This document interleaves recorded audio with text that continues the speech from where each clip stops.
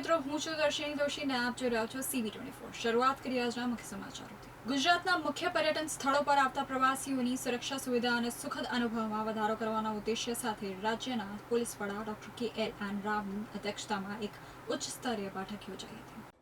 ગુજરાતના મુખ્ય પર્યટન સ્થળો પર આવતા પ્રવાસીઓની સુરક્ષા સુવિધા અને સુખદ અનુભવમાં વધારો કરવાના ઉદ્દેશ્ય સાથે રાજ્યના પોલીસ વડા ડોક્ટર KLN રાવની અધ્યક્ષતામાં એક ઉચ્ચ સ્તરીય બેઠક યોજાઈ હતી।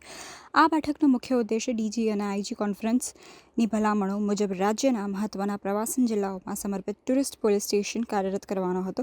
પ્રથમ તબક્કે ગીર સોમનાથ, દેવભૂમિ દ્વારકા અને ડાંગ જેવા મુખ્ય પ્રવાસન જિલ્લાઓમાં ટુરિસ્ટ ફ્રેન્ડલી વાતાવરણ સુનિશ્ચિત કરવા માટે ખાસ ટુરિસ્ટ પોલીસ સ્ટેશનો સ્થાપવામાં આવશે, જે પર્યટન સ્થળો પરથી પહેલેથી જ પોલીસ ચોકીઓ કાર્યરત છે ત્યાં ઉપલબ્ધ સંસાધનોનો શ્રેષ્ઠ ઉપયોગ કરી તેને અત્યાધુનિક ટુરિસ્ટ પોલીસ સ્ટેશન તરીકે અપગ્રેડ કરવામાં આવશે। પ્રવાસીઓ પોલીસને સરળતાથી ઓળખીને મદદ મેળવી શકે તે માટે પોલીસ કર્મચારીઓ માટે વિશેષ યુનિફોર્મ અને વાહનો માટે એક અનન્ય લોગો ડિઝાઇન કરવામાં આવશે। આ અંગે પણ બેઠકમાં ચર્ચા કરવામાં આવી હતી।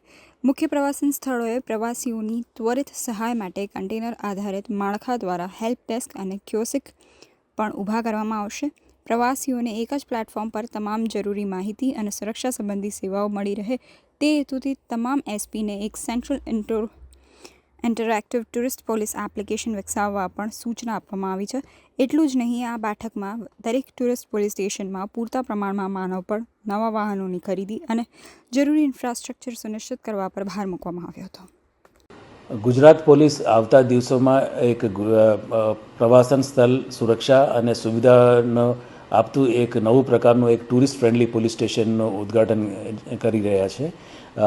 એમાં દેવભૂમિ દ્વારકા, ગીર સોમનાથ અને ડાંગ જિલ્લાઓમાં ત્રણ જગ્યાઓ પર આપણે ટુરિસ્ટ ફ્રેન્ડલી પોલીસ સ્ટેશનનું ઉદ્ઘાટન કરવામાં આવે છે, જેમાં જે ફરજ બજાવતા પોલીસના કર્મચારીઓ એક જુદા ડ્રેસ અંદાજમાં જોવા મળશે અને આ પોલીસ સ્ટેશન એ હેલ્પ ડેસ્ક તરીકે સહેલાણીઓને મદદ કરશે અને ખાસ કરીને જે સેવાઓ જે સરકારી સેવાઓ આપવાની હોય છે, દાખલા તરીકે રેલવે ટિકિટ હોય, જ્યાં જો ટુરિસ્ટ જોવાની જગ્યાઓ છે અને ફોરેસ્ટ જે છે, જે પાર્ક્સ હોય અથવા જે કંઈ ઇમ્પોર્ટન્ટ મહત્ત્વના સ્થળો હોય એ ઇન્ફોર્મેશન આપતું એક એપ પોલીસ લોન્ચ કરવાની છે।